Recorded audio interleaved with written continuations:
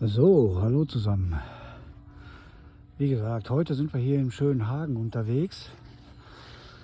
Wir machen heute eine 3-Türme-Tour. Circa 12 Kilometer.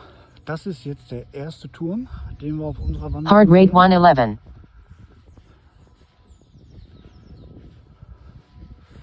Ja, sehr schön.